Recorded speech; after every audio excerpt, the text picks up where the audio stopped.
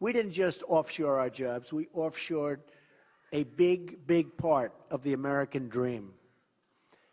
We enriched foreign countries at the expense of our own country, the great United States of America. But those days are over.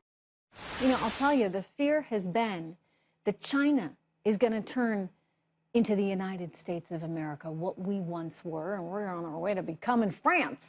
So how does that change? What do we need to do, and what is Donald Trump going to be talking to Xi Jinping about? I'm joined by Peter Kiernan, author of, as I said it before, Becoming China's You-Know-What, along with Heritage Foundation Senior Fellow Peter Brooks. Good to have both you guys here.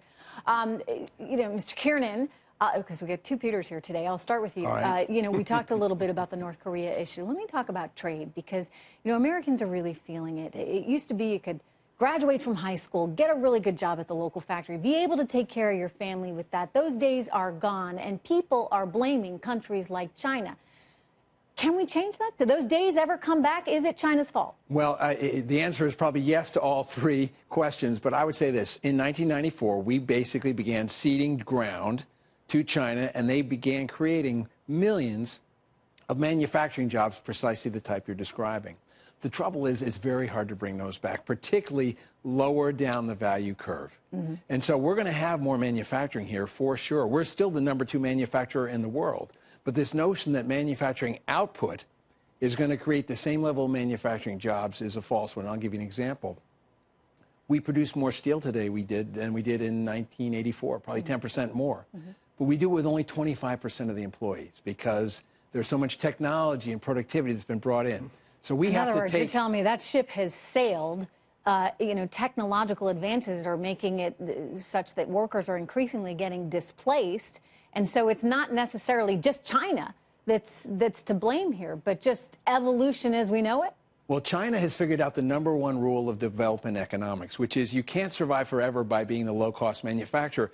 So there are many other countries that are manufacturing cheaper than China today, where wage rates are well below China. And China is trying to move up the curve, yes, by stealing some of our intellectual property, and also by saying to people, come partner with us, and let's build more effective and more powerful. So, Peter Brooks, as we try and deal with this brave new world that we're living in, where China is increasingly getting ahead, you know, there's been a lot of things thrown out there as potential solutions to helping our domestic economy. One of them, of course, is the tax on any imports coming in. Do you think that's a worthwhile policy to pursue? Well, you're going to have to take a look at it because China will resist that, of course. I think the president has to have a very matter-of-fact conversation with President Xi about trade. I mean, as we were talking about the challenges of bringing back some manufacturing jobs, we can do better. Let me just, Peter, you know, so what? Okay, fine, he resists it. I'm asking, you know, selfishly, for our economy, is it the right thing to be doing? Is it the best thing? What do you say, Peter? Well, here's what I think. I think what we want to do is try and build some sort of détente. If we have a relationship, these are two men who will understand each other.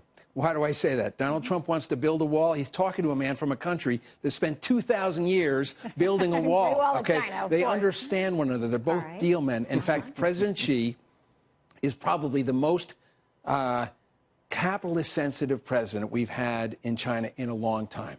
And these so what is it that we offer? What can we do I mean, what's the goal here? To say, look, it's not okay that you guys are slapping off on big tariffs onto our goods that are coming into China. We're going to turn around and do the exact same thing. And what's the goal here? I think there has to be some very tough talk of the type we have not had for a very long time with China. Why haven't we had that, Peter? You know, look back when I was a boy. Peter, you look much younger, and you're much younger. But when I was a boy, we had the smartest minds in our country focused on every twist and turn of the Soviet Union. We had Henry Kissinger, George F. Kennan, we have Zbigniew Brzezinski, all watching Russia, who, for the last 4 years, has been watching every twist and turn of China for the United States. Who's that person in the Obama administration on point?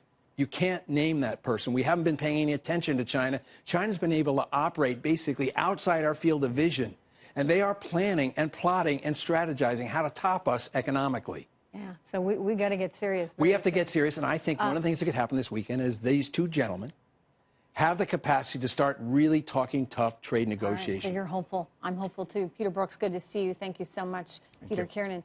All right, break.